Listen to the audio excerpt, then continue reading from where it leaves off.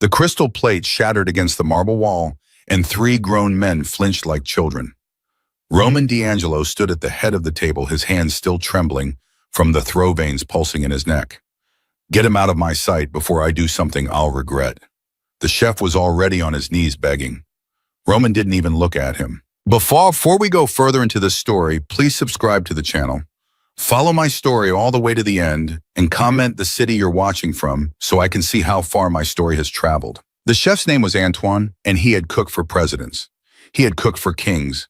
He had cooked for the kind of men who could buy small countries with a phone call. And now he was crawling across the marble floor of Roman D'Angelo's estate, trying to gather pieces of broken porcelain with shaking fingers, while the most feared man in 3 states stood over him, breathing like a bull. "Mr. D'Angelo, please," Antoine whispered. "Please, sir, I followed the recipe exactly the way." "Stand up." "Sir, I said stand up." Antoine stood. His white chef's coat had a streak of red sauce across the chest that looked in the dim light of the dining room like a fresh wound. Roman walked a slow circle around him. Roman was a tall man, broad through the shoulders, with hair gone silver at the temples and eyes the color of cold coffee. He was 48 years old, and for the last 6 months, he had been dying. Not fast, not the kind of dying anyone could see from the outside. But every meal, every bite, every swallow had become a battle, and he was losing. "Antoine," Roman said. His voice had gone soft, which was the voice everyone in the house had learned to fear most. "How long have you worked for me?" 4 years, sir." 4 years, and in 4 years have I ever asked you for anything fancy, anything complicated? "No, sir." "Have I ever asked for foam, for gold leaf, for one of those little towers of vegetables you stack up like a child's building blocks?" "No, sir." "Then explain to me," Roman said, picking up a fork from the table and pointing it at the ruined plate on the floor. "Explain to me why every single thing you put in front of me tastes like it was cooked in a hospital. Explain to me why it can't keep food down. Explain to me why I'm losing weight, why my stomach burns, why I haven't slept a full night since November. Explain it to me, Antoine. I'm listening." Antoine opened his mouth, closed it, opened it again. His eyes were wet. "I don't know, sir." Roman set the fork down very gently on the table. The gentleness was worse than yelling. "Get out of my house." "Sir, my wife, my daughters, You'll get severance, you'll get a reference, you'll get whatever you need, but you will not cook in this house again. Marco, walk him out." Marco was the man who stood by the door. Marco was always by the door. Marco had hands like cinder blocks and a face that had forgotten how to smile sometime around 1998. He stepped forward and put one of those cinder block hands on Antoine's shoulder, almost gentle, the way a father might guide a child. "Come on, chef, let's go." When the door closed behind them, Roman sat down at the empty table. He sat down very carefully, the way a man sits when his bones hurt. He put both hands flat on the marble and stared at them. They were big hands. They had done a lot of things in their time, some of which he tried not to think about anymore. But right now they were trembling, and he couldn't make them stop.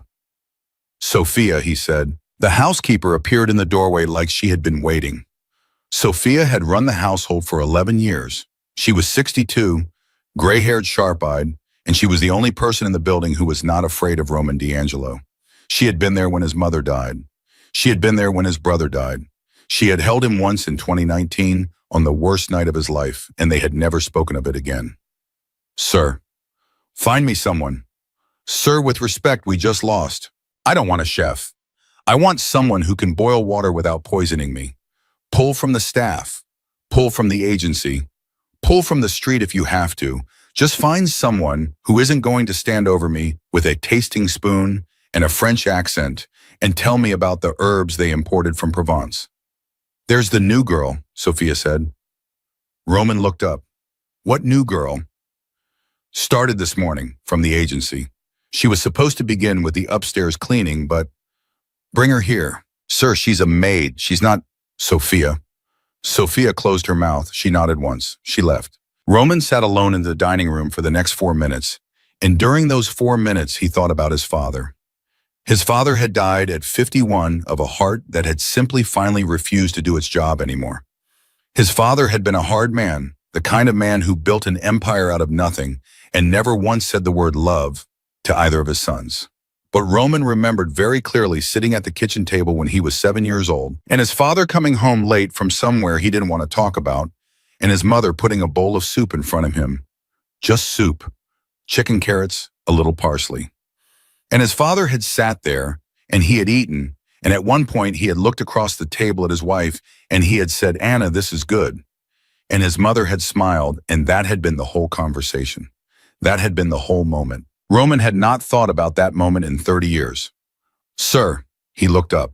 Sophia was standing in the doorway again, and behind her was a young woman. She was maybe 26, 27 at most. She was small, not short exactly, but built narrow like someone who had spent her life carrying heavy things up flights of stairs. Her hair was pulled back in a tight bun.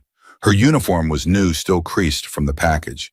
Her hands were folded in front of her, and Roman noticed because Roman noticed everything that her hands were not shaking. That was unusual. In this house, the hands always shook. "What's your name?" "Nina, sir. Nina Carter." "How old are you, Nina Carter?" 26. "Where are you from?" "South Carolina originally. I came up to New York 3 years ago." "Was?" She paused. It was the smallest pause, but Roman caught it. "My mother passed, sir. There wasn't much keeping me there." Roman studied her face. There was no pity-seeking in it. There was no performance. She had answered the question, and now she was waiting for the next one. "Do you know who I am, Nina?" "Yes, sir." "What do you know?" "I know you're a man who can make me disappear if I do something wrong, sir." The agency was very clear about the rules. Don't speak unless spoken to. Don't take photographs. Don't ask questions. Don't enter the East Wing. "I know my job, sir." Roman almost smiled. He didn't, but he almost did, and that was something he had not almost done in a long time. "Sophia tells me you start today." "Yes, sir." "I have a different first task for you, oh?" "Yes, sir." "Go to the kitchen. Cook me something, anything. I don't care what. I haven't kept a meal down in 4 days, and the man who was supposed to feed me has just been escorted off the property. So you're up, Miss Carter. Go feed me." For the first time, something flickered across Nina's face. It wasn't fear. Roman watched for fear, and he was good at finding it. This wasn't that. It looked almost like she was thinking. "Sir," she said, "may I ask one question?" Sophia inhaled sharply behind her. Roman raised his hand without looking away from Nina. "You may." "Are you sick, sir?" The dining room went very quiet. Roman D'Angelo had a particular relationship with that question. 6 different doctors had asked it. His personal physician had asked it. His lawyer in a roundabout way had asked it. His enemies, through their own quiet channels, had been trying for months to find out if it was true. And the answer to that question, depending on who was asking and why, was worth conservatively several $1,000,000. A maid he had met 90 seconds ago had just asked it. He should have had her thrown out. He really should have. Instead, he heard himself say, "Why do you ask?" "Because there's a difference, sir, between cooking for a man who's hungry and cooking for a man who's hurting. If I'm cooking for hungry, I'll make you something hearty. If I'm cooking for hurting, I'll make you something else. That's all I needed to know." Roman looked at her for a long time. "Cook for hurting," he said. She nodded once. "Yes, sir." "Sophia, take her to the kitchen. Give her whatever she asks for." "Yes, sir." They left. Roman sat alone in the dining room for the second time that morning. But this time his hands were not trembling. In the kitchen, Sophia opened the door and held it, and Nina walked in and stopped. The kitchen was the size of a small apartment. There was an 8-burner stove, 2 ovens, a wood-fired pizza oven that Roman had never used, a wall of copper pots, 3 refrigerators, a walk-in pantry, and an island of polished black granite long enough to land a small plane on. There were jars of saffron worth more than Nina's monthly rent. There was a wheel of cheese under a glass dome that probably had its own zip code. Nina took it all in. She didn't say anything. Then she walked to the refrigerator, opened it, and started pulling things out. "Miss Carter," Sophia said carefully, "I should tell you, the chef who just left was the 3rd one this year. The first one lasted 6 weeks. The second one lasted 9 days. Antoine lasted 4 months, and he was the longest. Mr. D'Angelo doesn't fire chefs because they're bad. He fires them because nothing they make agrees with him." "I understand." "I'm not sure you do, child. He's not been well. He's been losing weight. The doctors come, they go, nothing changes. The men in this house, they're scared. They're scared because if something happens to him, what happens to them? Do you understand what I'm telling you? Nina closed the refrigerator. She had pulled out a whole chicken, a few carrots, an onion, a head of garlic, and a small bunch of celery. Sophia, where do you keep the salt? The salt. Just regular salt. Not the pink stuff or the black stuff or the stuff in the wooden box. Just regular salt. Sophia stared at her. Then she walked to the pantry and came back with a blue cardboard cylinder of plain table salt, dusty on the bottom like no one had touched it in a very long time. Thank you, Nina said. And do you have bread, real bread, day old even? There's a loaf in the pantry from yesterday. Perfect. Could you bring me a small pot, please? Not the fancy one, the small one with the dent in the side. Sophia turned and looked at the wall of copper pots, and there, third row down, was a small dented pot that did not match anything else in the kitchen. She had no idea how Nina had known it was there. How did you? Because there's always one, Sophia. In every kitchen, there's one pot the chef doesn't use. That's the one I want. Sophia brought her the pot. For the next 45 minutes, Nina Carter cooked. She did not look at recipes. She did not weigh anything. She broke the chicken down with a knife that she sharpened on the back of another knife, the way Sophia's grandmother used to do it. She put the bones in the dented pot with cold water and an onion she had cut in half without peeling it, and she let it simmer. She did not skim the broth obsessively. She did not deglaze with white wine. She did not consult anyone. She hummed. Sophia noticed that. She hummed a song very quietly under her breath, and Sophia recognized it eventually as an old hymn her own mother used to sing while cleaning houses in Queens 40 years ago. When the broth was ready, Nina strained it. She shredded a small amount of the chicken into the bowl. She added carrots and celery she had cooked separately, soft enough to mash with a spoon. She did not add herbs from a jar. She walked to the windowsill where Sophia kept a single struggling parsley plant that nobody had ever asked her about, and she pinched off 3 sprigs. She tore 2 slices of yesterday's bread into pieces. She did not toast them in the oven. She put a tiny bit of butter in a pan and toasted them there by hand until the edges were dark gold. She put the bread on the side of the bowl, not in it. Sophia, she said, may I ask you for something else? What do you need, oh? A spoon, not a soup spoon, a regular spoon, a small one. Sophia found a small spoon. It was a teaspoon, really the kind used for stirring coffee. That's perfect. Why a small spoon? Nina looked up, and for the first time, Sophia saw her smile. It was a small smile, but it was real. Because when somebody hasn't been able to eat for a long time, a big spoon is a threat. A small spoon is an invitation. Sophia stared at her. Where did you learn that? My mother. What did your mother do? She was a hospice nurse, ma'am, for 31 years. She fed dying people for a living. Sophia did not say anything for a long moment. Then she said very quietly, take it to him. Nina picked up the bowl and the small spoon and the plate of bread, and she walked out of the kitchen. In the dining room, Roman D'Angelo was still sitting at the table. He had not moved. He had not made a phone call. He had not done any of the 17 things he should have been doing for his business that morning. He had simply been sitting and waiting and thinking about a bowl of soup his mother had once made for his father, and wondering when exactly he had started feeling this old, this tired, this empty. The door opened. Nina walked in. She set the bowl down in front of him. She set the small spoon next to its handle, facing him. She set the plate of bread to the side. She stepped back, but she did not leave. Roman looked at the bowl. It was the simplest thing he had ever been served in his own house. There was no garnish. There was no swirl of oil. There was no microgreen, no edible flour, no architectural arrangement of vegetables.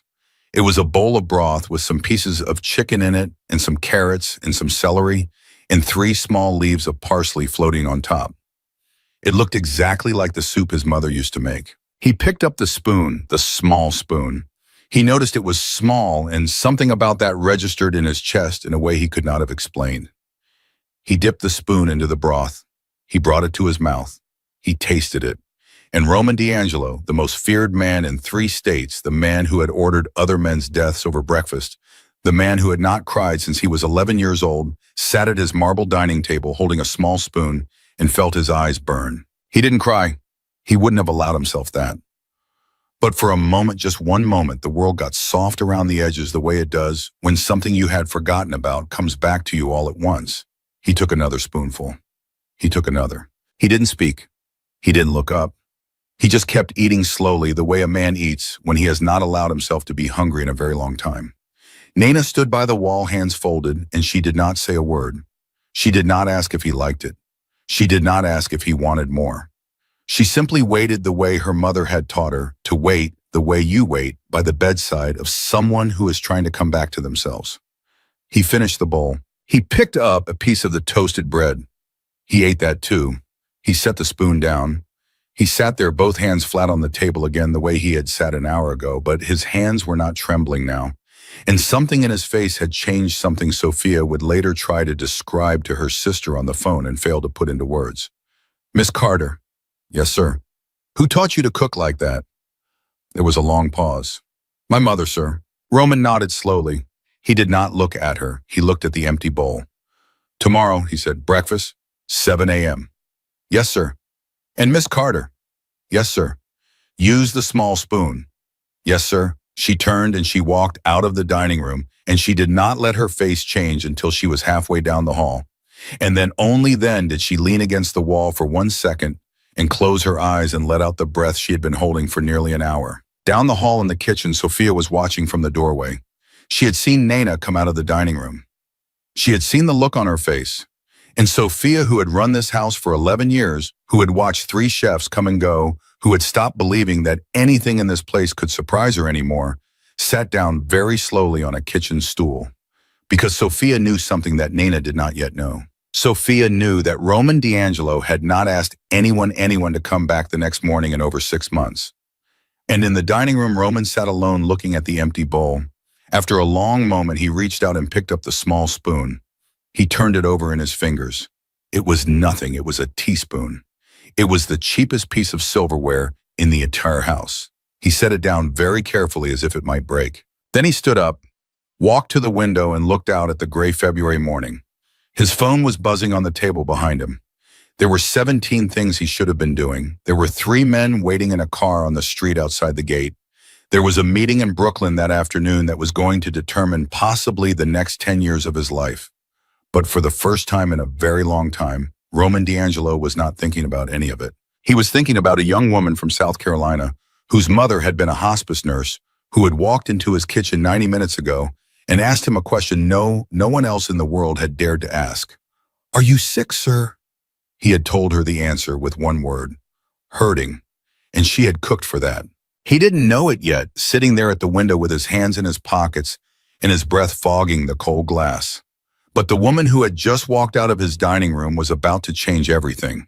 Not in one day, not in one meal, but meal by meal, spoonful by spoonful, in a way that the most dangerous man in 3 states would not see coming until it was already done. Behind him on the table, the empty bowl sat in the morning light, and the small spoon lay next to it exactly where he had set it down.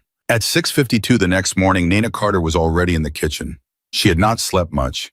She had lain in the small staff room on the 3rd floor and stared at the ceiling and thought about the small spoon and about the way Roman D'Angelo's hands had not trembled when he set it down, and about the way Sophia had looked at her in the hallway like she had just done something dangerous.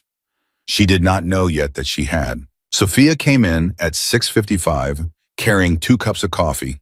She set one down on the counter next to Nana without a word. "Drink it. You're going to need it." "Why?" "Because he's awake." Nana looked up. "He's been awake since 5, child. He's been pacing. The men outside, they came in to give him his briefing, and he sent them away. He told them to come back this afternoon." "Roman D'Angelo does not send men away in the morning, Miss Carter. Roman D'Angelo runs his business in the morning. Always, for 20 years. "Then what's he doing?" Sophia took a long sip of her coffee. "He's waiting for breakfast." Nana did not say anything. She turned back to the counter and started cracking eggs very carefully into a small ceramic bowl. "What are you making?" "Eggs, soft, with a piece of toast butter, no jam, and tea, not coffee." "He drinks coffee." "Not today, he doesn't." Sophia raised her eyebrows. "And how do you know that?" "Because his stomach is on fire, Sophia. I could see it in his face yesterday. Coffee will hurt him. Tea won't. Sophia watched her for a long moment, and then she did something she had not done in 11 years of running that house. She nodded. She nodded the way you nod at someone who knows what they're doing, and she stepped back and she let Nana work. At 7:02, Nana carried the tray into the dining room. Roman was sitting at the table in the same chair he had sat in yesterday. He was wearing a black shirt with the sleeves rolled up to his elbows and a watch that cost more than most cars, and he looked in the morning light smaller than he had looked yesterday. Not weak. Roman D'Angelo was never going to look weak, but less armored, less ready for war. "Good morning, sir. You're 2 minutes late." Nana's hand froze on the tray for 1/2 of 1 second, and then she set it down in front of him. "Yes, sir, I won't be tomorrow." He looked at her. There was something in his eyes that might have been the very beginning of a smile, but he did not let it get there. "What did you bring me?" "2 eggs soft scrambled, 1 piece of toast with butter, a pot of chamomile tea, and a small glass of water, sir. Just water, not iced." "No coffee?" "No, sir." "I drink coffee, Miss Carter." "Yes, sir, I know." "Then why didn't you bring me coffee?" Nana folded her hands in front of her the way she had done yesterday. She did not look down. "Because, sir, with respect, your stomach is hurting. Coffee is going to make it worse. If you want me to bring you coffee tomorrow, I'll bring it. But today, I brought you tea." In the doorway, Sophia made a small, sharp inhalation that nobody else heard. Roman picked up his fork. He did not say anything. He looked at the eggs. He looked at the tea.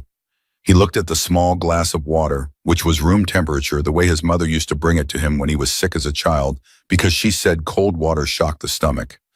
He took a bite of the eggs. He chewed. He swallowed. He took another. "Miss Carter." "Yes, sir." "Sit down." Nana did not move. "Sir." "There's a chair. Sit down." "Sir, I'm not allowed to sit in the dining room. The agency was very clear." "The agency works for me, Miss Carter. Sit down." She sat.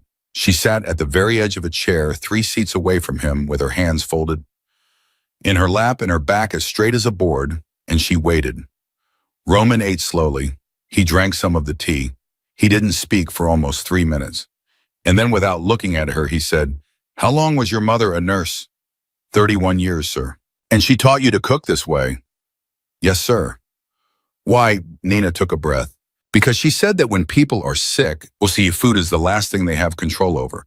Everything else gets taken from them. Their strength, their privacy, their dignity. But food, sir, you can still choose. You can still say yes to a bite or no to a bite. So she said when you cook for somebody who's hurting you, don't put a mountain in front of them. You put 1 bite and then another, and you let them be the one who decides." Roman set his fork down very carefully. He looked at her for the first time since she had sat down. "Your mother sounds like she was a remarkable woman." "Yes, sir, she was." "How did she die?" "Cancer, sir, pancreatic. She lasted 11 months. "Did you cook for her?" "Every day for the last 7. He nodded slowly. He picked the fork back up. He ate the rest of the eggs. He ate the toast. He drank the entire pot of tea 1 cup at a time, and Nana watched and she did not say a word. And at the end of it, Roman D'Angelo had eaten more food in 1 morning than he had eaten in any single day of the previous 2 months. When he was done, he wiped his mouth with the napkin. He stood up. He looked down at her. "Lunch at 1, the same way." "Yes, sir." He started to walk out of the room. At the door, he stopped. He didn't turn around. "Miss Carter." "Yes, sir." "Tomorrow morning, you may bring me coffee, a small cup, with cream, no sugar." And then he was gone. In the hallway, Sophia caught Nana by the elbow. "What did you say to him?" "Nothing. He asked about my mother." "He asked about your mother, yes." Sophia put a hand to her own chest and she stood there for a long second. "Miss Carter, I have known that man for 11 years. He has not asked anyone in this house about their mother. Not once. Not the Christmas after Mr. Bellini's mother died. Not when Carla had her baby. Not ever. Do you understand what I am telling you?" "I think so, ma'am." "I don't think you do, child, but you will." That afternoon around 3 o'clock, the first thing went wrong. A man came to the house. His name was Vincent Russo. He was Roman's underboss, his closest associate, the second most feared man on the property when Roman was in residence, and the most feared when he was not. Vincent was 60 years old, gray-bearded, soft-spoken, and he had personally with his own hands ended the lives of more men than any nurse, doctor, or priest who had ever crossed Nina's path. Vincent walked into the kitchen without knocking. Nina was making a pot of broth for dinner. She turned. He looked at her. He did not introduce himself. "You're the new one." "Yes, sir." "You cooked for him this morning." "Yes, sir." "You're cooking for him tonight." "Yes, sir." Vincent nodded once. He walked over to the stove. He looked into the pot. He looked at the herbs Nina had laid out on the counter. He looked at her hands, which had a small burn on the back of the right one from a splash of oil 2 days ago at her old job. "Miss Carter," he said, "do you understand what's happening in this house?" "I'm not sure I do, sir. Mr. D'Angelo has not been well. There are people, Miss Carter, both inside this house and outside this house who are watching very closely. Watching to see how he is. Watching to see what he eats. Watching to see who is near him. Do you understand, Sweat?" "Yes, sir." "If anyone asks you what Mr. D'Angelo eats, what time he eats, how much he eats, whether he keeps it down, you say nothing. You don't even say you don't know. You say nothing, is that clear?" "Yes, sir." "If someone offers you money to answer those questions, you come to me first. If someone threatens you to answer those questions, you come to me first. If someone you have never seen before walks up to you in a parking lot or a grocery store and starts a friendly conversation, you come to me first." Nina felt the back of her neck go cold. She had been a maid for 3 years. She had cleaned big houses, fancy houses, the houses of doctors and lawyers, and one congressman. Nobody not once had ever told her something like this. "Yes, sir, I understand. And one more thing, Miss Carter." "Yes, sir." Vincent looked at her, and his eyes, which had been so soft, became something else. "Whatever you put in that food, whatever herb, whatever ingredient, whatever idea your mother gave you, if any of it ever makes him worse instead of better, if he ever gets sicker after a meal you cooked, I will know about it before the plate hits the sink. Do you understand what I'm telling you, child?" Nina's hands were trembling now. They had not trembled in front of Roman, but they were trembling in front of Vincent. "Yes, sir, I understand." "Good," Vincent said, and just like that his face went soft again. He nodded. He turned. He walked out. Nina stood at the stove for a long moment with her heart hammering. Then she turned the heat down on the broth, and she walked very fast down the hallway, and she found Sophia in the laundry room. "Sophia." Sophia looked at her. "He came, didn't he? He thinks I might be poisoning him. He thinks everybody might be poisoning him, child. That's his job." "Sophia, I'm a maid. I'm a maid from Charleston. I cleaned houses for an agency for 3 years. I make $800 a week. I cannot be in the middle of whatever this is. Listen to me." Sophia took her by both shoulders. "Listen, you did something yesterday. You did something nobody in this house has been able to do. You got him to eat. Do you understand how big that is?" "He just ate eggs, Sophia." "He ate? Miss Carter, he ate. 2 months ago, he passed out at a dinner in Manhattan in front of 4 other men. We had to bring him home in the back of a car. The doctor came in the middle of the night. They started talking about IVs, about feeding tubes. Do you know what a feeding tube would have done to him? Do you know what that would have done to his standing, to his business, to everything he has built? They would have eaten him alive. Miss Carter, the men outside this house, the moment they smelled weakness. So no, he did not just eat eggs. He ate. He kept it down. He asked for lunch. He asked for breakfast tomorrow. He asked you to sit down at his table, child. Do you have any idea what that means?" Nina was crying. She had not realized she was crying until Sophia reached up and wiped her cheek with one careful thumb. "I don't know what to do." "You do what your mother taught you. You cook for hurting.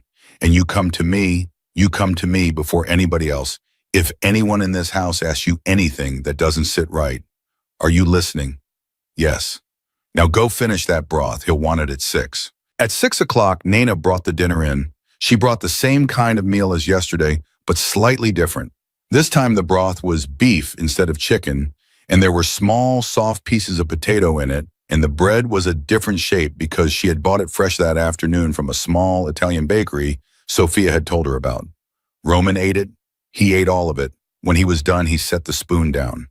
He looked at her. He said, "Sit down, Miss Carter." She sat. He poured her a glass of water from the pitcher on the table, and he set it in front of her and Nana Carter, who had grown up in a single-wide trailer outside Charleston, sat at the dinner table of one of the most dangerous men in the United States, and she took a sip of water and in her hand shook only a little. "Vincent came to see you today." "Yes, sir." "What did he say?" "He told me to be careful." "He told you what would happen if you weren't?" "Yes, sir." Roman nodded slowly. He reached across the table and he picked up the small spoon. He turned it over in his fingers the same way he had done yesterday. "Miss Carter, I'm going to tell you something and I want you to listen very carefully." "Yes, sir." "Vincent Russo is not a bad man. He is a man who has spent his entire life keeping me alive. He has done things for me that I will not describe to you and that you do not want to know. When he warned you today, he warned you because he wanted to. He could have done many other things instead. Do you understand? I think so. You are now in a position, Miss Carter, that no maid in the history of this house has ever been in. You feed me. That is not a small job. That is right now in the state I am in the most important job in this entire household. More important than the security, more important than the cars, more important than anything except the work I do at this table." He tapped the table once. "If something were to happen to me, Miss Carter, if I were to become more ill, if I were to pass, do you understand what would happen to the people in this house?" "No, sir." "Nothing good." The room was very quiet. "I am telling you this," Roman said, "not to frighten you. I am telling you this because you need to understand the size of what you have walked into. You did not apply for this job, Miss Carter. The job found you. And starting tomorrow, you will be paid 4 times your current salary. You will move out of the staff room. There is a small apartment over the garage. It is yours. Sophia will bring you the keys." "Sir, I am not finished." "Yes, sir." "You will not under any circumstance leave the property without telling Sophia. You will not under any circumstance give your address to anyone outside this house. You will not give your phone number, your last name, your previous address, or any detail of your life before this morning to anyone you do not know. If anyone asks you who you work for, you say you work in private service and you change the subject. Is that clear?" "Yes, sir." "Good." He set the spoon down. "Now, tell me about your mother." Nana blinked. "Sir, your mother, the hospice nurse, tell me about her." Nana opened her mouth. She did not know what to say. She was sitting at the dinner table of a man who had just told her she was now possibly the most important employee in his entire empire. He was asking about her mother. "She was kind, sir. She was tired. She worked too hard. She raised me by herself. She used to sing while she cooked hymns mostly. And she was not a religious woman in any other way, but she sang them. She had bad hands, arthritis. By the end, she could barely peel a carrot. So I would peel them for her, and she would tell me how. She would say, 'Not so thick, baby, not so thick.' And I'd peel them thinner, and she'd say, 'That's right, that's the way.'" Roman did not look away from her. "What was her name?" "Marilyn, sir, Marilyn Carter." "Marilyn Carter," he said almost to himself. "Marilyn Carter taught her daughter to feed a man like me. I don't think she ever imagined it, sir." "No," Roman said. "I don't suppose she did." He stood up. He walked to the window, the same window he had stood at the morning before, and he put his hands in his pockets. "Miss Carter, I had a meeting today that I have been putting off for 3 weeks. I had it this afternoon. I had it because for the first time since November, I did not feel like I was going to be sick in the middle of a sentence." He did not turn around. "That is what you did. You, with your eggs and your tea and your small spoon." "Sir, You can go, Miss Carter. Breakfast at 7. Coffee like I said, small cup. Cream, no sugar." "Yes, sir." She stood up. She gathered the dishes. She walked very carefully to the door. She had one hand on the door frame when his voice came soft behind her. "Miss Carter." "Yes, sir." "Thank you." The dishes shook in her hands. She did not turn around. She did not trust her face to be the right face. "You are welcome, sir." She walked out. In the kitchen, she set the dishes in the sink. She put both her hands on the edge of the counter, and she leaned over, and she let out a long, shaking breath. Sophia came in behind her without saying anything. She stood next to her at the sink. After a long moment, Sophia said very quietly, "He thanked you." "How did you know?" "Because the door was open, Miss Carter. And in 11 years, I have never heard him say those words to a member of staff." Nina closed her eyes. Down the hall, Roman D'Angelo stood at the window. His phone was in his hand. He had not looked at it. He was thinking about a woman named Marilyn Carter who had died of pancreatic cancer in South Carolina, whose name no one in his world would ever know, whose hands had been ruined by arthritis, who had taught her daughter to peel carrots thin. He pressed a button on his phone. He held it to his ear. "Vincent, it's me." There was a pause. "The girl, Nina Carter, from this morning." Another pause. "I want everything.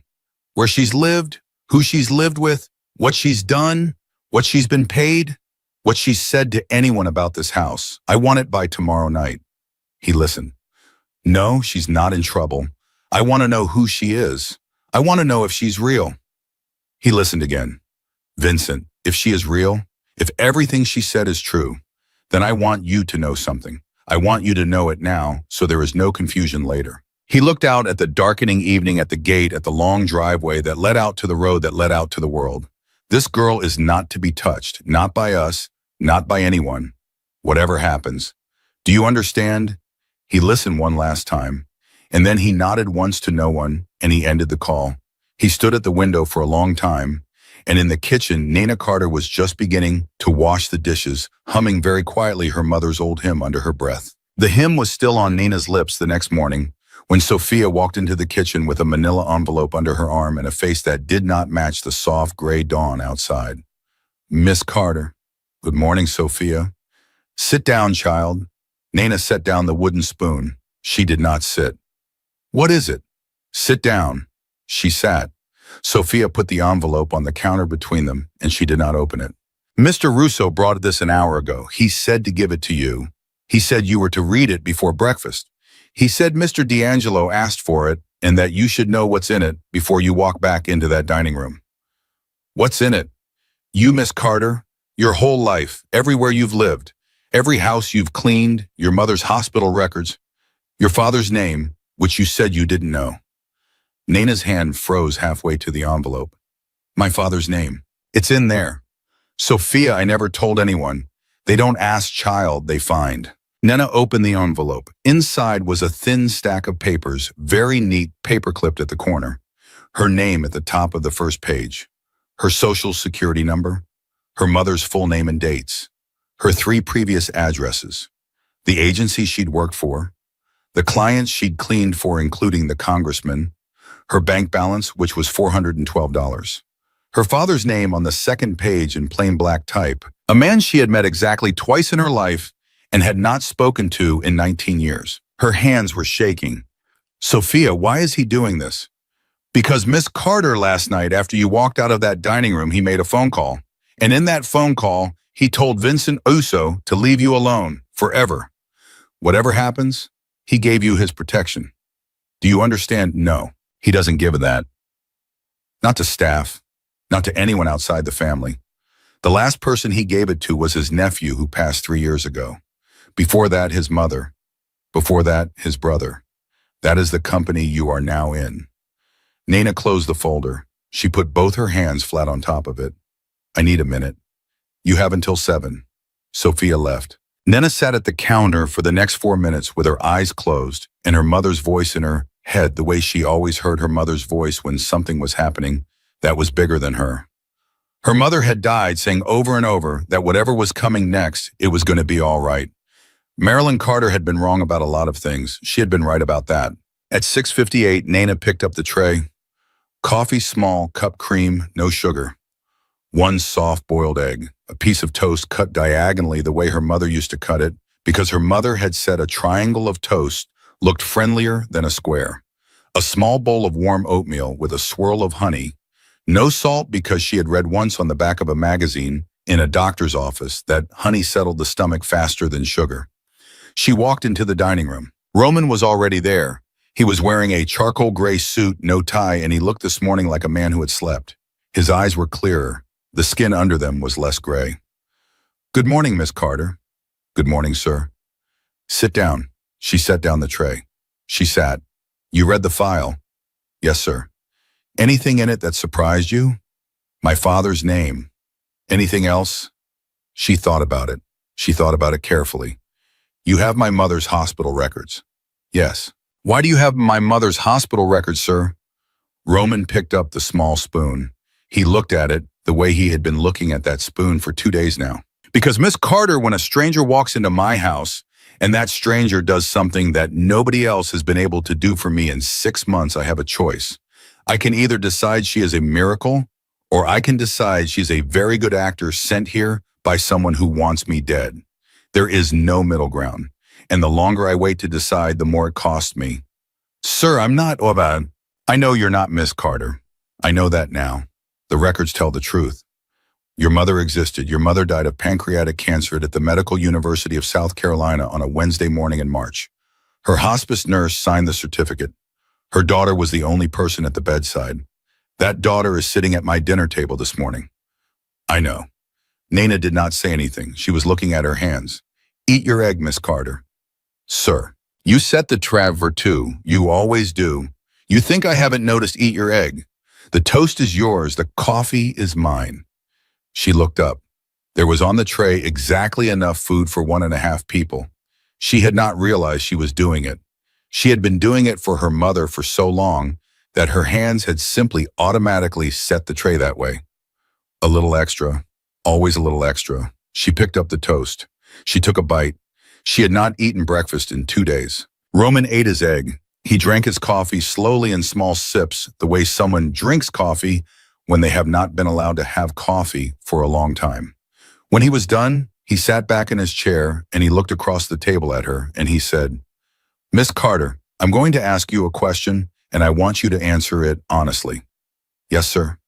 Are you afraid of me? She paused. She thought about it.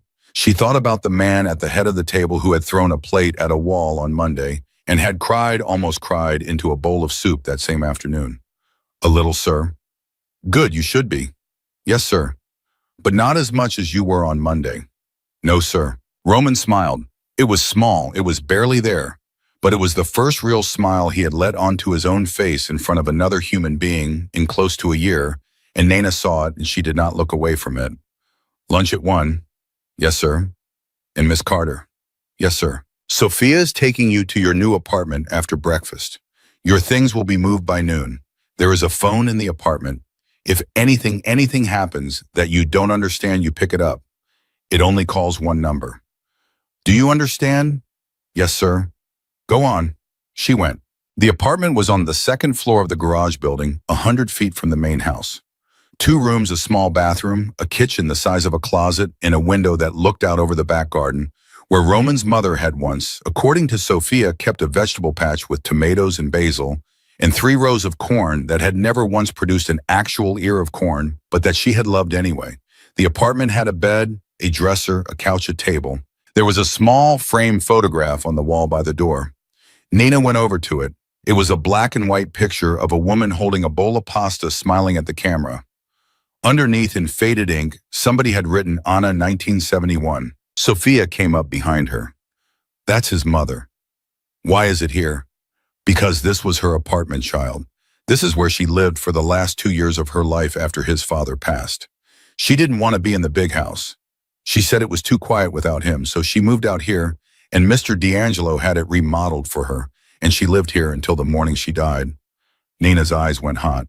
Sophia, I can't live here. You can, child.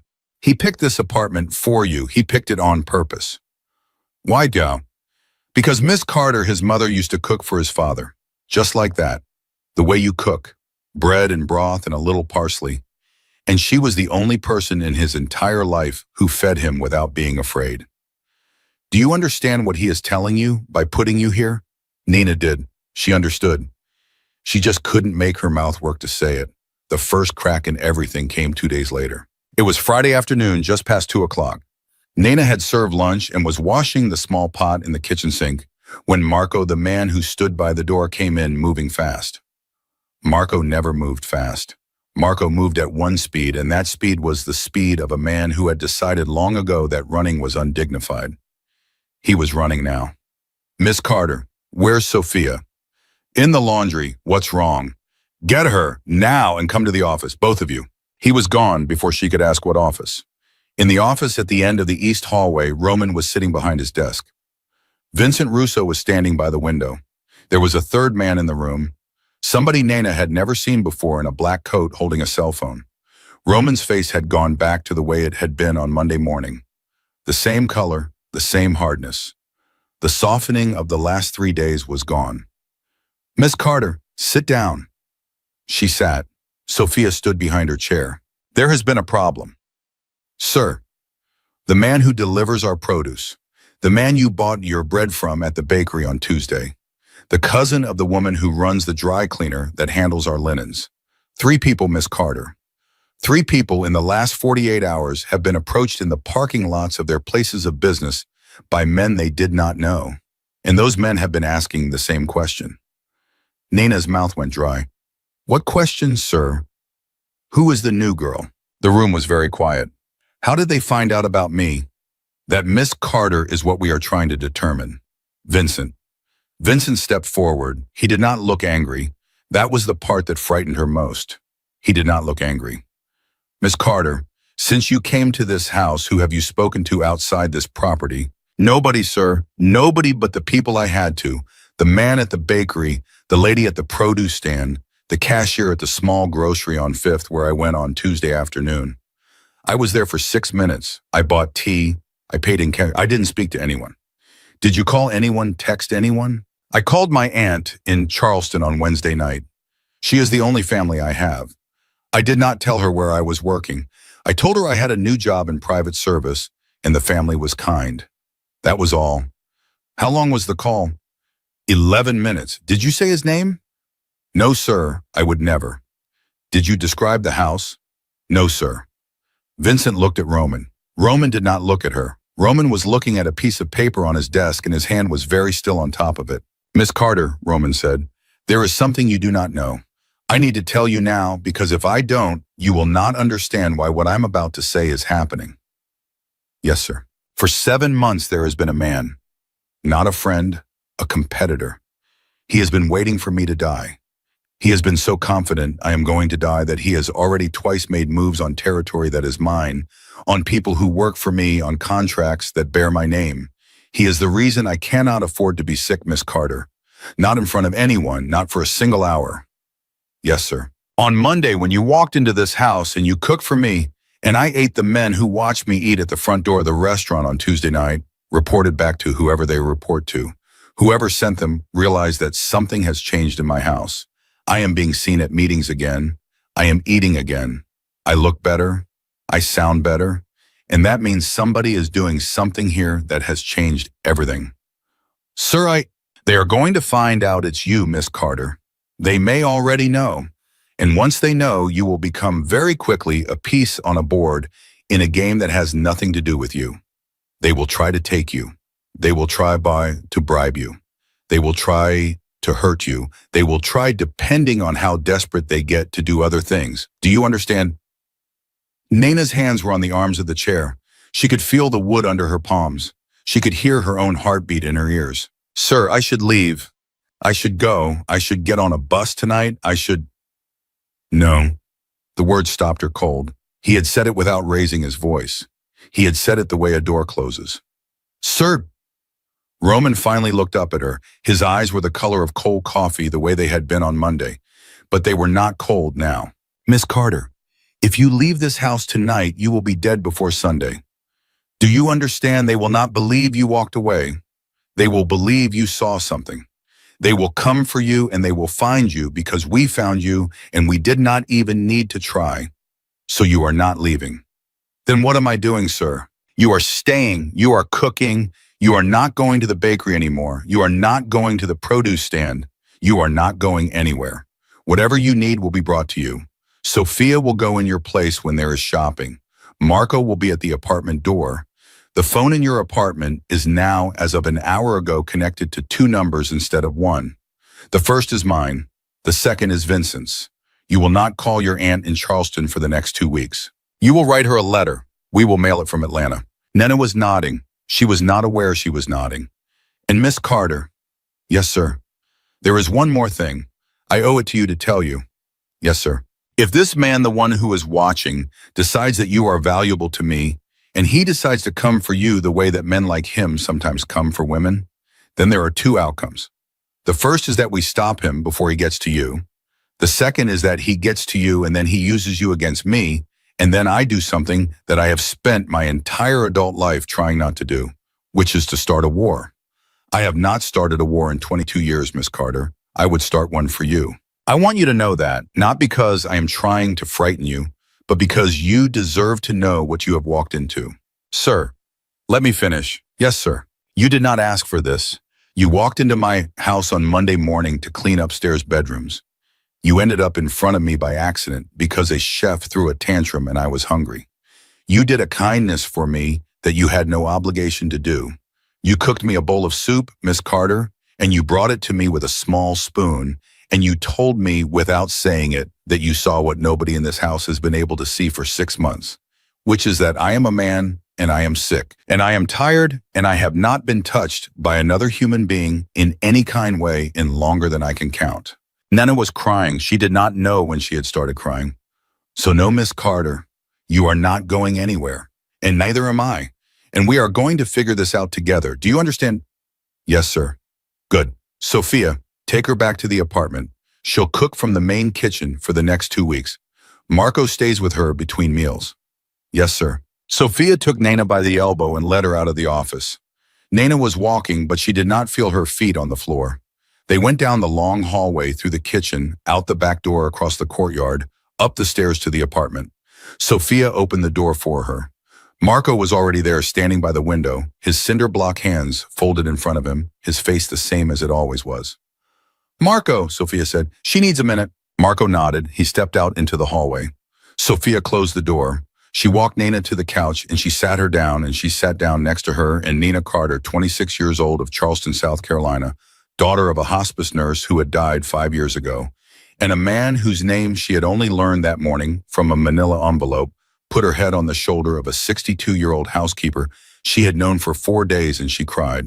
She cried for a long time. When she was finally done, Sophia got up. She went to the small kitchen. She put on a pot of water.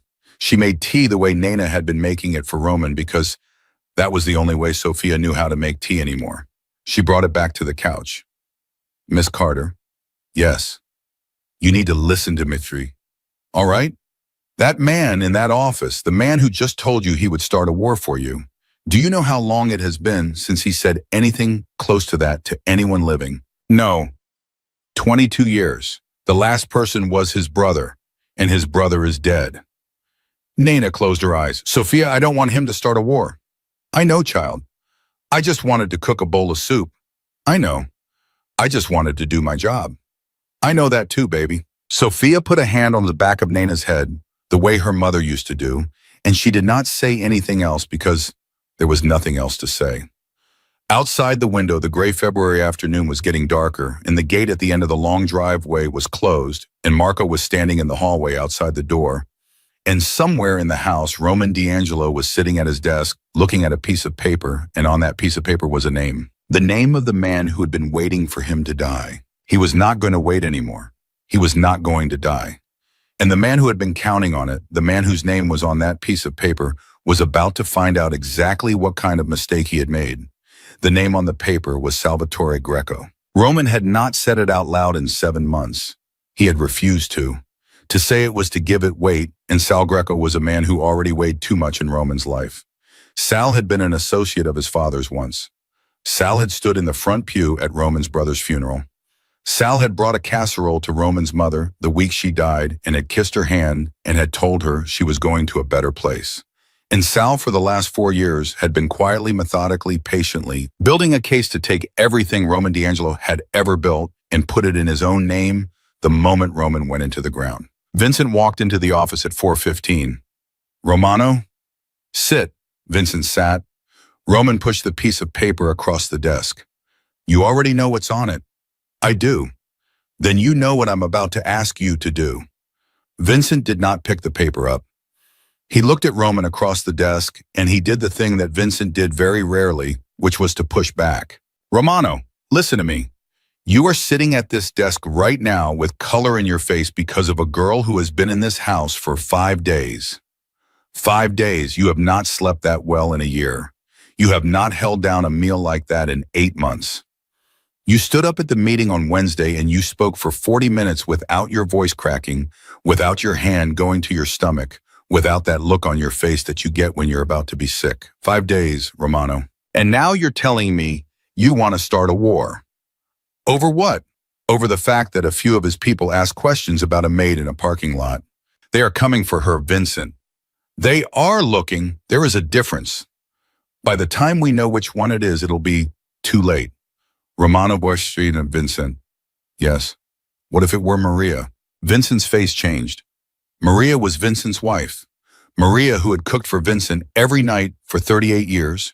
Maria, who had once in 2007 slapped Roman across the face at a Christmas dinner because he had said something to Vincent that she had not liked.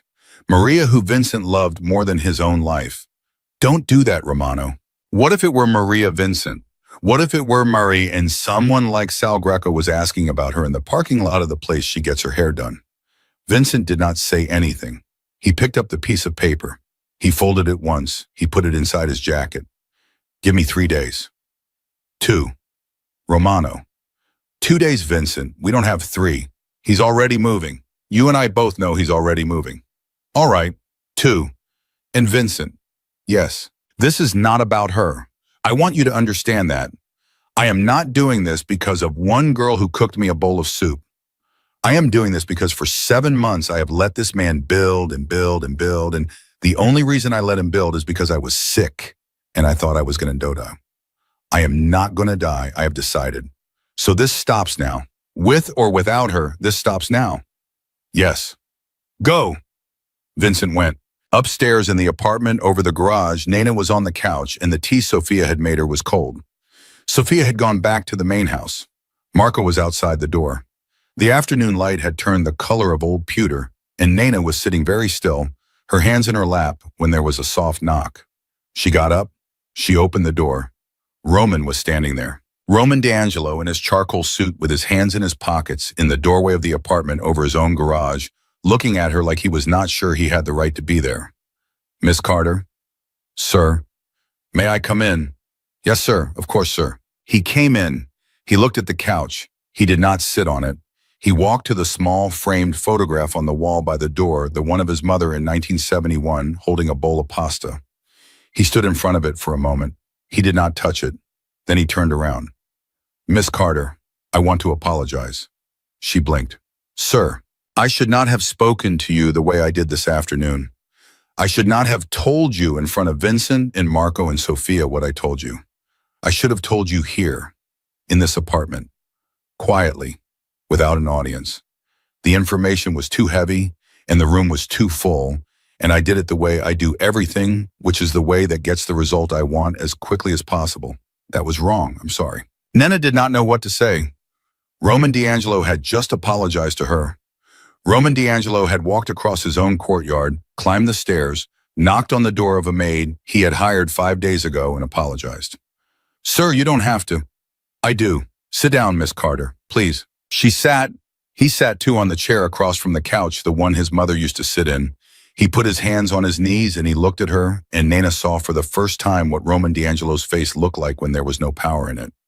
There was just a man, a tired, frightened, sick man who had been carrying something alone for so long that he had forgotten it was heavy. I'm going to tell you something, he said, and I want you to know before I say it that I have not told this to anyone, not Vincent, not Sophia, not the doctors who have been coming to this house since November. I want you to hear it because I think you are the only person in this building who will know what to do with it. All right, sir. My mother died of stomach cancer. The room was very quiet. She was 68. The doctors found it too late. By the time they found it, she could not eat. Anything she put in her mouth, she could not keep down. She lost 40 pounds in 3 months. By the end, she was a shadow of herself. And the worst part of it, Miss Carter, the part I never told anyone, the part that has stayed with me for 9 years, is that I could not feed her.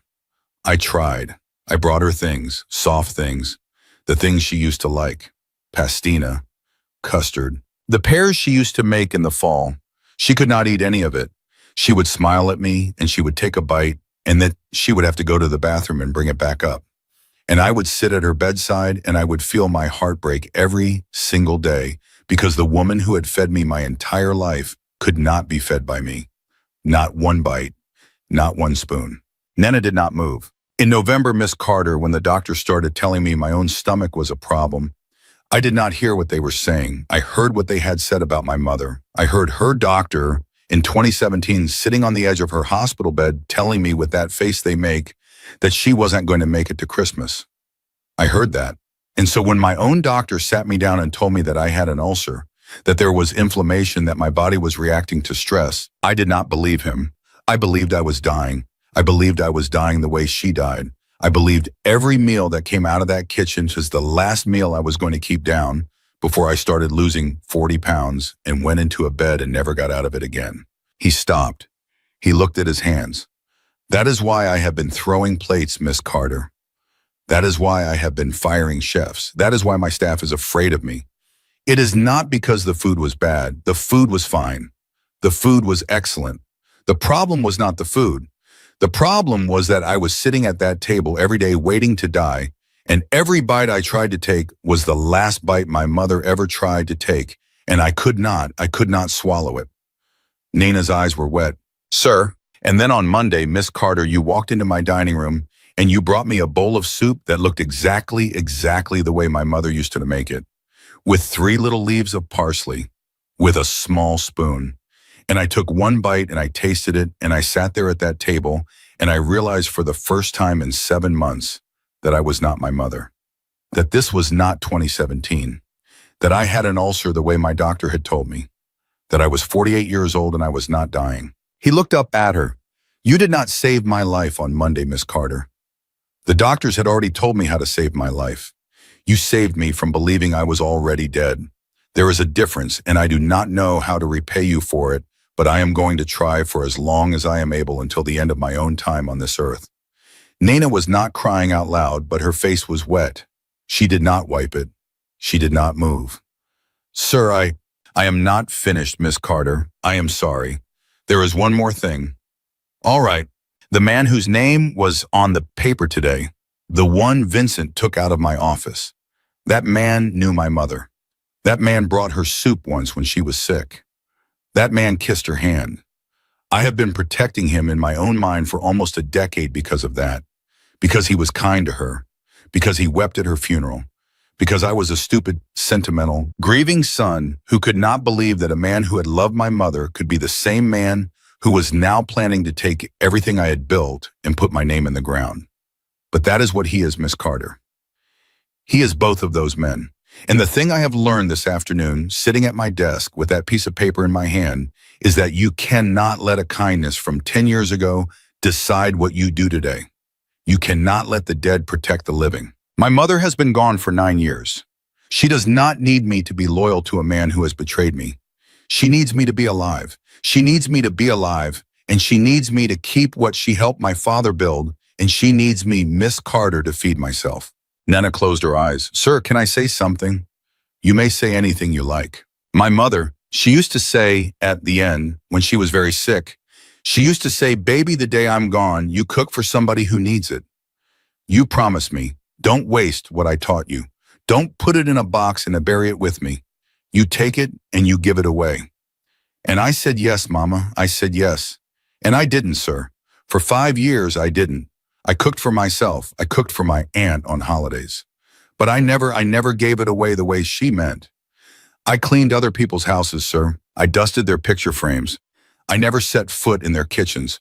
I broke a promise to a dying woman for 5 years. She opened her eyes. She looked at him. On Monday, sir, when I walked into your kitchen and you said cook for hurting, I knew right then, sir.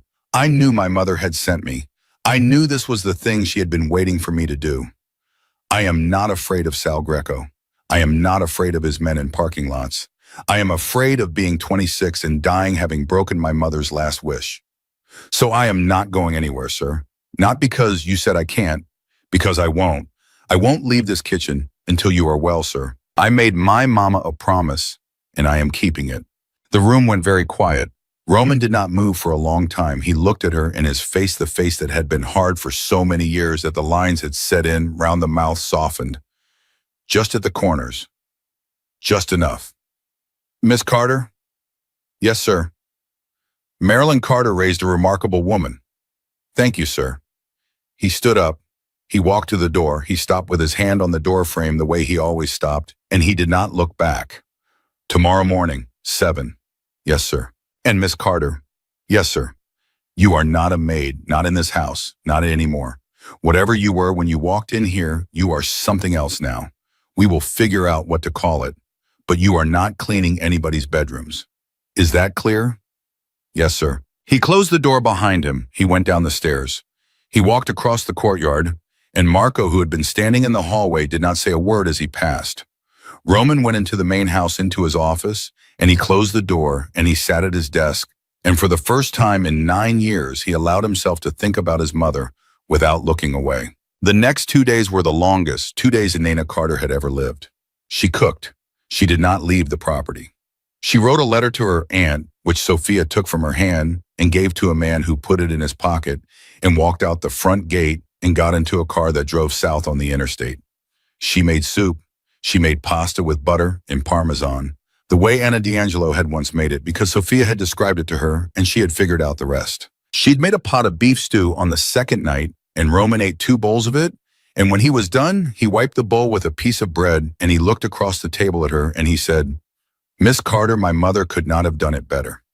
And Nana felt for one long moment that she was not in a mansion in New York, but in a small kitchen in Charleston, and her own mother was at the stove and everything was all right and everything was where it should be. On the night of the second day at 11:43, Vincent Russo walked into Roman's office. He did not knock. He did not need to. It's done. Roman did not look up from the book he was reading. It was a book of poems his mother used to keep on the kitchen counter. He had not opened it in 9 years. He had opened it that morning. Tell me. He's at his sister's place in Long Beach, has been since Thursday. He thinks nobody knows. We have a man in the kitchen and a man in the garage. If you say the word, it happens before sunrise. Roman closed the book. He set it on the desk. He looked at Vincent. Don't. Vincent's face did not change, but his shoulders, which had been ready, eased slightly. Romano, don't kill him. Then what? Bring him here. Vincent stared at him. Romano, we have not done that in 20 years. We do not bring people here. This house is the one place. Bring him here, Vincent, to the front parlor, but tomorrow morning, 11. I want him sitting in the chair my mother used to sit in. I want him to look at her picture on the wall. I want him to hear what I'm going to say to him. And then I want him to walk out of here on his own 2 feet and disappear. He will go to Florida. He will retire. He will play golf and he will eat at restaurants where the waiter calls him Mr. Greco. He will not ever set foot in this state again. He will not ever speak my name to anyone. And if he does, then Vincent, then we will do what we did not do tomorrow. Vincent was silent for a long moment. Why, Maiden? Roman picked up the book of poems. Because Vincent, my mother would not have wanted me to kill the man who once brought her soup. She would have wanted me to send him away. She would have wanted me to remember that he loved her even if he no longer loved me. So we are going to send him away, and we are going to do it quietly, and then we are going to be done with him forever. Vincent stood there for a long second, and then he nodded once very slowly. You're a different man this week, Romano. I know. It's going to take some getting used to. For all of us. Vincent left. Roman sat at his desk for a long time. He looked at the book of poems. He looked at the photograph of his mother on the bookshelf, the small one, the one he had not been able to look at in years. And then very slowly he reached for his phone and he dialed a number. And after one ring, Sophia answered. Sophia? Yes, Mr. D'Angelo. Tell Miss Carter I'd like to see her in the morning, before breakfast. 6:30, in the kitchen. Yes, Mr. D'Angelo. And Sophia. Yes. Thank you for staying. All these years. There was a long pause on the other end of the line, and then in a voice he had heard her use exactly once before on the worst night of his life. In 2019, Sophia said, It has been my honor, Romano. He set the phone down. He did not move for a long time, and outside the window, the lights in the apartment over the garage were still on, and a young woman was at the small kitchen sink washing a wooden spoon, humming an old hymn under her breath. And she did not yet know that in the morning the man who had hired her 5 days ago to clean upstairs bedrooms was going to ask her before breakfast to do something that nobody in his life had ever been asked to do before. At 6:28, Nana walked into the kitchen. Roman was already there. He was standing by the long granite island in shirt sleeves, no jacket, with his hands resting flat on the stone. There was no coffee on the counter. There was no tray. There was just Roman standing in his own kitchen, waiting for her. "Good morning, Miss Carter." "Good morning, sir. Sophia tells me you didn't sleep much." "No, sir." "Neither did I." She did not know what to say to that, so she said nothing. She walked to the counter, and she reached for her apron, and she had the strings in her hands when Roman said very quietly, "Don't." She stopped. "Sir." "Leave it. Sit down, Miss Carter." There was a stool at the corner of the island. She sat. He did not sit. He stood across from her with the granite between them, and he looked at her, and Nana saw in his face something she had not seen there before. Not softness, not fear, something else, something steadier. Something a man's face does not show until he has finally decided what he is going to do with the rest of his life. At 11 o'clock this morning, he said, "A man is going to walk into this house. He is going to come through the front door. He is going to sit in the chair where my mother used to sit. His name is Salvatore Greco." Nana felt her stomach drop. "Sir, I am not bringing him here to hurt him. I am not bringing him here to threaten him. I am bringing him here to send him away. He is going to leave my house this afternoon, and he is going to leave my state by tomorrow morning, and he is going to leave my life forever." "Yes, sir." "I want you in the kitchen when he is in the parlor. I want you in this room. I want the door open, and I want you to cook, Miss Carter. I want the smell of food in this house when he sits in that chair. I want him to smell what my mother used to make. I want him to remember her. I want him to remember what he was before he became what he is now. I am going to give him a chance, Miss Carter, that I would not give to any other man in his position. And the reason I am giving it to him is because 9 years ago he kissed my mother's hand. I am paying that debt today, and then it is paid forever." Nana was nodding, slowly. "What do you want me to make, sir?" "What she used to make, the pasta with butter and Parmesan, the bread, the broth on the stove. Make all of it. Don't serve it. Just make it. The smell is what I want." "Yes, sir." "And Miss Carter." "Yes, sir. When he leaves, when he is gone, I want you to come into the parlor. I want to see you. I want him to see you on his way out, and I want him to know who you are, and I want him to understand that the woman who is going to feed me for the rest of my life is the daughter of a hospice nurse from South Carolina, and not anyone he could ever have imagined. I want him to leave this house knowing exactly what he lost when he stopped loving my mother and started waiting for me to die. Is that understood?" "Yes, sir." He nodded. He turned to walk out. At the doorway, he stopped. "Miss Carter." "Yes, sir." "You are going to be safe today. I want you to know that. There is no part of this morning that puts you in any danger. There are men in the house. There are men outside. I would not bring him here if I thought he could touch a single hair on your head. Do you understand me?" "Yes, sir." "Good." He walked out. At 11 o'clock exactly, the front bell rang. Nana was at the stove. The broth was simmering. The pasta was in a copper pot draining. There was a loaf of bread cooling on the counter, the second one she had baked that morning because the first had been too dark on the bottom. And she had made it again the way her mother had taught her to make it again, no matter how tired you were, no matter who was waiting. The kitchen smelled like a house she had grown up in. It smelled like a Sunday. It smelled like every good thing Marilyn Carter had ever stood over a stove to teach her. In the front parlor, Roman was already in his chair. Sal Greco was brought in by Vincent.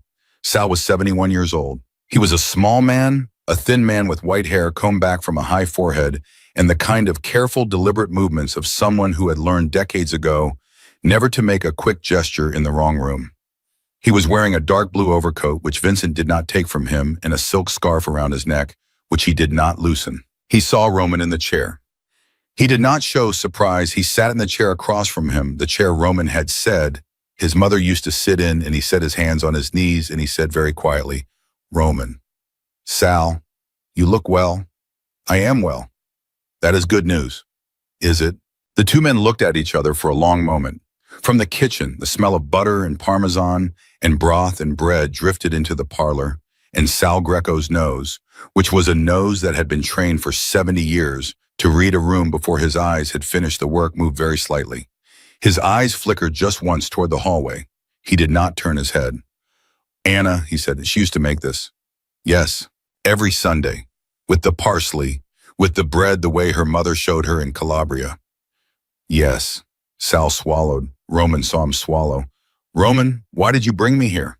Because I want you to listen to me, Sal. I want you to listen to me with your eyes open and your hands where I can see them, and I want you to hear what I am about to say, and I want you to take it back with you to whatever room you go to next, and I want you to live the rest of your life with it.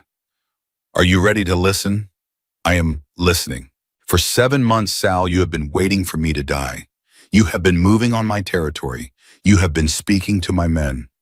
You have been preparing as carefully as a man prepares for a wedding and to step into my place the day they put me in the ground. I know all of it. I have known it for some time. I have done nothing. Sal, because I was sick and because I thought in the weakest months of my life that maybe you were right. Maybe I was going. Maybe it was already over. Maybe the kindest thing was to let it happen and not to drag the people I love into a fight I could not win. Sal did not move. But I am not going, Sal. I am not dying. I have a doctor who has told me 3 times in the last week that I am going to live to be an old man. I have a stomach that is healing. I have a head that is clear. And I have, for the first time in 9 years, the smell of my mother's kitchen in my own house again. Roman leaned forward. You knew her, Sal. You loved her. I am going to ask you a question, and I want you to answer it. All right. If she were sitting in that chair you are sitting in, if she were sitting there right now looking at you and she knew everything you have done in the last 7 months, what would she say to you, Sal? Sal Greco did not answer. He looked at his hands. He looked at the floor. He did not speak for a long time. She would be ashamed of me, Roman. Yes. She would never speak to me again. No. Sal closed his eyes just for a second. When he opened them, they were wet. Roman saw it. He did not pretend not to see it. Roman, I want you to know something. I want you to know that what I did, what I have been doing, it was not because I did not love your mother. It was because after she went, I lost something. I lost the part of myself that had stood next to her and your father at the kitchen table. And after I lost that, I forgot. I forgot what kind of man she had thought I was. I started to be a different man. I started to want things she would never have wanted me to want. And I am not asking you to forgive me. I am not even asking you to understand. I am only telling you, because you are her son and you deserve to know. Sal, yes, I'm going to let you walk out of this house. Sal looked up. You are going to leave today. You are going to go to your sister in Long Beach. You are going to pack a bag. You are going to fly to Florida tomorrow morning. You will retire. You will live in a small house. You will play golf. You will eat at restaurants where the waiter knows your name. You will not ever come back to this state. You will not ever speak my name. You will not ever contact a single one of the people you have been speaking to. They are mine again, Sal, starting today. They were mine yesterday. They will be mine tomorrow. Do you understand? Yes. And if you do anything that I hear about, if you make one phone call, if you send one letter, if you breathe my name to a man at a bar, then Vincent will come to Florida, Sal. He will come to your small house, and he will not bring you back here. Do you understand what I am telling you? I understand. Good. Stand up. Sal stood up. Vincent stepped forward. Sal looked at Roman one more time. Roman. Yes. Thank you. Don't thank me, Sal. Thank her. Sal nodded. He turned. Vincent walked him to the door of the parlor, and at that exact moment, Nina Carter stepped out of the kitchen and into the hallway with a clean towel folded over her arm and her hair pulled back and a small smear of flour on the side of her jaw that she had not noticed. Sal stopped. He looked at her. He looked at her for a long second. He looked at her the way an old man looks at something he half remembers from a dream. He looked at the apron. He looked at her hands, which were the hands of a woman who had been working in a kitchen all morning. He looked at her eyes, which were dark and steady and not afraid of him, even though he was the most dangerous man who had ever walked through that hallway in 9 years. Young lady, sir, did you make that bread? Yes, sir. Who taught you? Nina looked just for 1 second at Roman, who was still in the parlor, watching them through the open door. He gave her the smallest nod. My mother, sir. Sal Greco closed his eyes. When he opened them, he reached out very slowly and he took Nina's hand. He held it just for a moment. He did not kiss it. He did not say anything else. He let it go. And then he walked out of the house past Marco, past the men at the gate, into a black car, and the car drove down the long driveway and through the gate and out of Roman D'Angelo's life forever. Nina stood in the hallway for a moment with her hand still raised. Then she let it drop. Roman walked out of the parlor. He came up next to her. He did not touch her. He stood beside her, and they both watched the gate close, and for a long time neither of them spoke. Miss Carter? Yes, sir. It's done. Yes, sir. Are you all right? I think so, sir. Good. Come on, let's eat. They went into the dining room. Sophia brought the food. Vincent came in. Marco came in. For the first time in 11 years of running that house, Sophia set the table for 5. Roman sat at the head. Vincent sat on his right. Nina sat on his left. Sophia sat across from her, which Sophia had never in her entire life done. Marco sat at the foot of the table, which Marco had never in his entire life done either. And the 5 of them ate the pasta with butter and parmesan and the bread and the broth, and at one point Vincent told a story about Anna D'Angelo from 1989, and Roman laughed, and Sophia, who had been in that house for 11 years, who had never seen Roman D'Angelo laugh at a dinner table, put her napkin to her face. It was a long lunch. It went into the afternoon. When it was over, Roman walked Nina back to the apartment over the garage. Marco walked behind them. At the bottom of the stairs, Roman turned to her. Miss Carter? Yes, sir. There is one more thing I have not told you. I should have told you earlier. I am telling you now. Yes, sir. My mother in 1971, the year of that photograph in your apartment, was 26 years old. She had just come to this country from Italy. She did not speak English. She got a job in the kitchen of a hotel in Brooklyn, and she worked there for 2 years. The man who hired her, Miss Carter, was not my father. The man who hired her was a man who had a wife and 3 children in a house in New Jersey, and he gave my mother a job because his wife had told him that morning to stop being a coward and to do one good thing for somebody before he died. That man was my grandfather, Miss Carter. My father's father. He did not know my mother. He did not know what would happen. He gave a young woman a job in a kitchen.